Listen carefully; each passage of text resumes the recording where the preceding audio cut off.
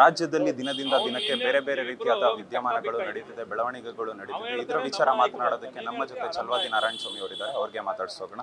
Sir, ನಿನ್ನೆ ಅಷ್ಟೇ 6 ಜನ ನಕ್ಸಲರು ಕೂಡ ಸರೆಂಡರ್ ಆಗಿದ್ದಾರೆ, ಅಂದರೆ ಬಂದು ಕ್ಷಮೆಯನ್ನು ಯಾಚಿಸಿದ್ದಾರೆ ನೇರವಾಗಿ. ಇದ್ರ ಬಗ್ಗೆ ಏನು ಹೇಳ್ತೀರಾ ಸರ್? ಭಾಳ ಸಂತೋಷ ಆಯಿತು. ಅವ್ರು ಯಾರಿಗೂ ಸಿಕ್ಕದೆ 20 ವರ್ಷದಿಂದ 50 ಕೇಸ್ ಹಾಕ್ಸ್ಕೊಂಡಿರೋರು ಮುಖ್ಯಮಂತ್ರಿಗಳಿಗೆ ನೇರವಾಗಿ ಅವ್ರ ಆಫೀಸಲ್ಲಿ ಸಿಕ್ಬಿಟ್ಟಿದಾರಲ್ಲ, ಅದನ್ನು ನೋಡಿ ಭಾಳ ಸಂಪರ್ಕದಲ್ಲಿದ್ದರು ಅಂತ ಈಗ ಅನಿಸ್ತು ನನಗೆ. ಅದರಿಂದ ಇನ್ನು ಪ್ಯಾಕೇಜು ಕೊಡಲಿ, ಆಯಿತಾ? ಯಾಕಂತಂದರೆ they are also leftist and he is also leftist. ಎಲ್ಲರೂ ಸೇರ್ಕೊಂಡು ಇನ್ನು ಮುಂದೆ ಏನೇನು ಮಾಡ್ಬೋದು ಎಲ್ಲ ಮಾಡ್ಬೋದು ಅವರು. ಇನ್ನು ಎಲ್ಲಿ ಸಿಗ್ತಾರೆ ಅಂತಂತಂದರೆ ಅಲ್ಲಿ ಟೌನ್ ಹಾಲ್ ಮೆಟ್ಲುಗಳ ಮೇಲೆ ಇನ್ಮೇಲೆ ಪರ್ಮನೆಂಟಾಗಿ ಇವರು ಕೂಡ ಸೇರ್ತಾರೆ. ಸರ್, ಈಗ ಏನು ಈ ನಕ್ಸಲ್ಗಳು ಬಂದು 6 ಜನ ಸರೆಂಡರ್ ಆಗಿದ್ದಾರೆ, ಇಲ್ಲಿಗೆ ನಕ್ಸಲ್ ಮುಕ್ತ ಆಯ್ತಾ ರಾಜ್ಯ ಅನಿಸುತ್ತಾ ನಿಮಗೆ? ನೋಡಿ, ಇದು ಸರ್ಕಾರವನ್ನು ಕೇಳಬೇಕು. ಎಲ್ಲಿದ್ದರು ಇವರು ಇಷ್ಟು ದಿವಸದಿಂದ? ನಿಮಗೆ ಕಂಡಿರಲಿಲ್ವ ಆಗ? ಈಗ ಇಲ್ಲಿ ಯೋಚನೆ ಮಾಡಬೇಕು. ಈಗ 1 ತಿಂಗಳು ಕೂಡ ಆಗಿಲ್ಲ, ಒಬ್ಬರನ್ನು ನೀವು ಟಾರ್ಗೆಟ್ ಮಾಡಿ ಹೊಡೆದಾಕಿದ್ರಿ. ಏನು ಗೌಡ ಅವರು? ವಿಕ್ರಮ್ ಗೌಡನ್ನ ಹೊಡೆದು. ಅಂದರೆ ಅವ್ರನ್ನ ಹೊಡೆದಿದ್ದ ತಕ್ಷಣ ಇವ್ರಿಗೇನು ಪ್ರಾಣ ಭಯ ಬಂದ್ಬಿಡ್ತಾ? ಅಂದರೆ ಇದ್ರ ಉದ್ದೇಶ ಏನಿರಬೇಕು? ಮುಖ್ಯಮಂತ್ರಿಗಳನ್ನ ಕೇಳಬೇಕು, ನೀವು ಪ್ರಶ್ನೆ ಕೇಳಬೇಕು. ಇದರ ಉದ್ದೇಶ ಏನಿತ್ತು ಅಂದಮೇಲೆ 15 ದಿವಸದಲ್ಲಿ ಇಷ್ಟು ಇವರು ವ್ಯತ್ಯಾಸ ಆಗಲಿಕ್ಕೆ ಅಥವಾ ಅಟ್ರಾಕ್ಟ್ ಆಗಿ ಬಂದು ಸರೆಂಡರ್ ಆಗಲಿಕ್ಕೆ ಕಾರಣ ಏನು? ಮುಖ್ಯಮಂತ್ರಿಗಳು ಕೊಡಬೇಕು. ಆದ್ದರಿಂದ ಇವೆಲ್ಲವೂ ಕೂಡ ಇದು ಏನೋ ಇದರಲ್ಲಿ ಒಂದು ಸಂಚು ಇದೆ ಅಂತಕ್ಕಂಥದ್ದನ್ನು ಅನ್ನಿಸ್ತದೆ. ಸರ್, ಈಗಾಗಲೇ ಸಾಕಷ್ಟು ಬೇಡಿಕೆಗಳನ್ನು ಕೂಡ ಸರ್ಕಾರದ ಮುಂದೆ ಇಟ್ಟಿದ್ದಾರೆ. ಈ ಬೇಡಿಕೆನೆಲ್ಲ ಸರ್ಕಾರ ಈಡೇರಿಸುತ್ತೆ ಅನಿಸುತ್ತಾ?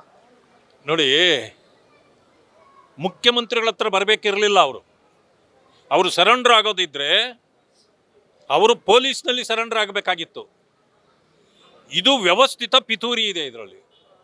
ಅವ್ರಿಗೆ ನೀವು ಪ್ಯಾಕೇಜ್ ಕೊಡಬೇಕು. ಇದೆಲ್ಲ ಏನಿತ್ತು? ಅವರು ಪೊಲೀಸಲ್ಲಿ ಸರೆಂಡರ್ ಆಗಿ ಅದಾದ ಮೇಲೆ ಅವರು ಹೇಳಿಕೆ ಕೊಟ್ಟು ನಂತರ ಅವರನ್ನು ನೀವು ತರಬಹುದಿತ್ತು ಇಲ್ಲಿಗೆ. ಮುಖ್ಯಮಂತ್ರಿಗಳನ್ನ ಭೇಟಿಯಾಗೋ ಅವಶ್ಯಕತೆ ಇರಲಿಲ್ಲ ಅವ್ರಿಗೆ. ಆದರೂ ಆಗ್ಬೋದು ಬಿಡಿ. ಆದರೆ ಇಲ್ಲಿ ಏನೋ ಒಂದು ಒಳಸಂಚು ಇದೆ ಅಂತಕ್ಕಂಥದ್ದು ಗಮನಾರ್ಹವಾಗಿರುತ್ತೆ. ಸರ್, ಇದನ್ನು ಹೊರತುಪಡಿಸಿ ಮತ್ತೆ ರಾಜ್ಯದಲ್ಲಿ ಡಿನ್ನರ್ ಪಾಲಿಟಿಕ್ಸ್ ಕೂಡ ದೊಡ್ಡ ಮಟ್ಟದಲ್ಲಿ ಚರ್ಚೆ ಆಗ್ತಿದೆ. ಮೊನ್ನೆ ಅಷ್ಟೇ ಒಂದು ಡಿನ್ನರ್ ಮೀಟಿಂಗ್ ಕೂಡ ಸತೀಶ್ ಜಾರಕಿಹೊಳಿ ಅವರ ಮನೆಯಲ್ಲಿ ನಡೆದಿತ್ತು. ತದನಂತರ ಮತ್ತೆ ಪರಮೇಶ್ವರ್ ಅವರು ಕೂಡ ಒಂದು ಡಿನ್ನರ್ ಮೀಟಿಂಗನ್ನು ಆಯೋಜಿಸಿದ್ರು, ಅದು ಕೂಡ ಕ್ಯಾನ್ಸಲ್ ಆಯಿತು. ಇದ್ರ ಬಗ್ಗೆ ಏನು ಹೇಳ್ತೀರಾ ಸರ್? ನೋಡಿ, ಕಾಂಗ್ರೆಸ್ನಲ್ಲಿ ಒಂದು ಸಂಸ್ಕೃತಿ ಇದೆ.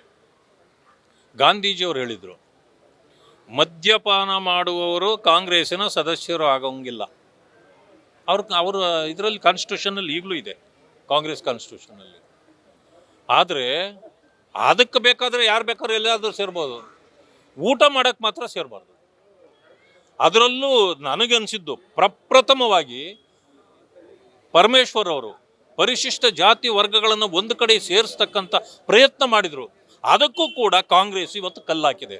ಅಂದರೆ ದಲಿತ ಪ್ರೇಮ ಇವ್ರಿಗೆ ಎಷ್ಟಿದೆ ಅನ್ನೋದು ಗೊತ್ತಾಯ್ತಲ್ಲ. ಈಗ ದಲಿತರು ಒಂದಾಗಲಿಕ್ಕೆ ಸಾಧ್ಯವೇ ಇಲ್ಲ. ಅಲ್ಲಿ ಎಲ್ಲರನ್ನೂ ಒಡೆದು ಆಳುವ ಈ ಒಂದು ಕಾಂಗ್ರೆಸ್ಸಿನ ನೀತಿ ಇಲ್ಲಿ ಎದ್ದು ಕಾಣ್ತಿದೆ. ಎರಡನೇದಾಗಿ, ಮುಖ್ಯಮಂತ್ರಿಯಾಗಿ ಪರಮೇಶ್ವರ್ ಅವರು ಯಾವತ್ತೂ ಆಗ್ಬಿಡ್ಬೋದಾಗಿತ್ತು. ಅವ್ರಿಗೆ ಕಲ್ಲಾಕಿದವ್ರು ಯಾರು? ಒಂದು ಕಡೆಯಿಂದ ಕಾಂಗ್ರೆಸ್ಸು ದಲಿತ ವಿರೋಧಿತನವನ್ನು ತೋರಿಸಿದರೆ, ಇನ್ನೊಂದು ಕಡೆ ಕೆಲವರು ಅವರನ್ನು ತನ್ನ ಕಾನ್ಸ್ಟಿಟ್ಯೂನ್ಸಿಯಲ್ಲೇ ಸೋಲಿಸಿದರು. ಇನ್ನೊಂದು ಅವರು ಕಣ್ಣೀರು ಹಾಕಿ ಕೊನೆಯ ಪಕ್ಷ ನನಗೆ ಉಪಮುಖ್ಯಮಂತ್ರಿ ಆದರೂ ಕೊಡಿ ಅಂತಂದರು. ಆದರೆ ಅವ್ರಿಗೆ ಸಿದ್ದರಾಮಯ್ಯನವರು ಉಪಮುಖ್ಯಮಂತ್ರಿಯನ್ನೂ ಕೊಡಲಿಲ್ಲ. ಇಂಥ ಪರಿಸ್ಥಿತಿ ಕಾಂಗ್ರೆಸ್ನಲ್ಲಿದೆ. ಅವರು ಯಾವತ್ತೋ ಮುಖ್ಯಮಂತ್ರಿ ಆಗ್ಬೋದಾಗಿತ್ತು. ಆದರೆ ಅವರು ಮುಖ್ಯಮಂತ್ರಿ ಆಗದೇ ಇರಲಿಕ್ಕೆ ದಲಿತರ ಕಾರಣವೂ ಇದೆ, ದಲಿತರ ಇದು ಕೂಡ ಇದೆ. ಅದು ಸರ್, ಒಟ್ಟಿನಲ್ಲಿ ಈ ಬಾರಿ ಕೂಡ ಈಗ ಏನು ಡಿನ್ನರ್ ಮೀಟಿಂಗ್ನ ಆಯೋಜಿಸಿದ್ದು ಹೈಕಮಾಂಡ್ ಬೇಡ ಅಂತ ಹೇಳಿದೆ ಕಾಂಗ್ರೆಸ್ ಅವರಿಗೆ. ಅದು ರಾಜ್ಯದಲ್ಲಿ ಇರ್ತಕ್ಕಂಥ ನಾಯಕರೇ ಯಾರಾದರೂ ಹೋಗಿ ದೂರು ನೀಡಿದ್ದಾರಾ ಅಥವಾ ಹೈಕಮಾಂಡೇ ಬೇಡ ಅಂತ ಹೇಳ್ತಾ ಅನ್ಸುತ್ತಾ ಸರ್? ಈಗ ನನಗೆ ಹೈಕಮಾಂಡ್ ಯಾರು ಅಂತ ನನಗೆ ಹೇಳೋಕ್ಕೆ ನನಗೆ ಗೊತ್ತಾಗ್ತಾ ಇಲ್ಲ. ಯಾಕೆಂದರೆ ಮಾನ್ಯ ಮಲ್ಲಿಕಾರ್ಜುನ್ ಖರ್ಗೆಜಿಯವರು AICC ಅಧ್ಯಕ್ಷರು, ಅವರೇ ತಾನೇ ಹೈಕಮಾಂಡು. ಹಂಗಿದ್ದ ಮೇಲೆ ಹೈಕಮಾಂಡು ಅಂದರೆ ಖರ್ಗೆ ಅವರು ತಡೆದ್ರ ಇದನ್ನು, ಅಥವಾ ವೇಣುಗೋಪಾಲ್ ಅವರು ತಡೆದ್ರ, ಸುರ್ಜೇವಾಲಾ ತಡೆದ್ರ, ಅಥವಾ ರಾಹುಲ್ ಗಾಂಧಿ ಅವರು ತಡೆದ್ರೆ ಇದಕ್ಕೆ ಉತ್ತರ ಅವ್ರು ಕೊಡಬೇಕಾಗಿದೆ. ಖರ್ಗೆ ಅವರೇ ತಡೆದಿದ್ರೆ ಯಾಕೆ ತಡೆದ್ರಿ ಅಂದರೆ ಪರಮೇಶ್ವರನ್ ಕಂಡ್ರೆ ನಿಮ್ಗೆ ಆಗೋದಿಲ್ವಾ? ಅವರು ಮುಖ್ಯಮಂತ್ರಿ ಆಗೋದು ನಿಮಗಿಷ್ಟ ಇಲ್ವಾ? ಅಥವಾ ಜಾರಕಿಹೊಳಿ ಅವರು ಕರೆದಾಗ ಅದರ ಬಗ್ಗೆ ಯಾಕೆ ನೀವು ಯಾರೂ ಮಾತಾಡಲಿಲ್ಲ? ಈಗ ಇವ್ರನ್ನೆಲ್ಲರನ್ನು ಸೇರಿಸಬೇಕು ಅಂತ ಹೊರಟಿರ್ತಕ್ಕಂಥ ಸಂದರ್ಭದಲ್ಲಿ ನೀವು ಅಡ್ಡ ಮಾಡಿಲ್ಲ ಅಂದರೆ ಮಾಡಿದವರು ಯಾರು ಪ್ರಶ್ನೆ ಬರ್ತದೆ.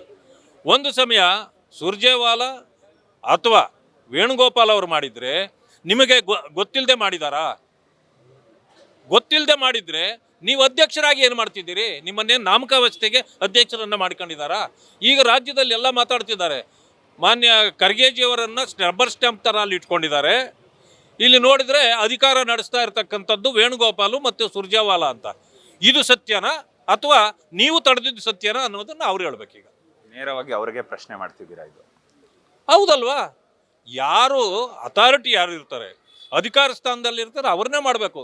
ಯಾರಾದರೂ ಪ್ರಶ್ನೆ ಮಾಡುವಾಗ ನನ್ನನ್ನು ಕೂಡ ನಾನು ಅಧಿಕಾರದಲ್ಲಿರುವಾಗ ನನ್ನನ್ನೇ ಮಾಡಬೇಕು. ಬೇರೆ ಯಾರನ್ನೂ ಮಾಡಿದರೆ ಆಗೋದಿಲ್ಲ ಇಲ್ಲಿ. ಅದರಿಂದ ಅವರು ಉತ್ತರ ಕೊಡಬೇಕು. ಎಸ್, ಇದಾಗಿತ್ತು ವಿಪಕ್ಷ ನಾಯಕರಾದಂಥ ಛಲವಾದಿ ನಾರಾಯಣ್ ಅವರ ಮಾತುಗಳು. ಕ್ಯಾಮ್ರಾ ಪರ್ಸನ್ ಸೂರ್ಯಪ್ರಕಾಶ್ ಜೊತೆ ಓಂ ವಿವೇಕ್ ಆದಿತ್ಯ ಕಾರ್ಲೇಕರ್, ಅಶ್ವವೇಗ ನ್ಯೂಸ್, ಬೆಂಗಳೂರು.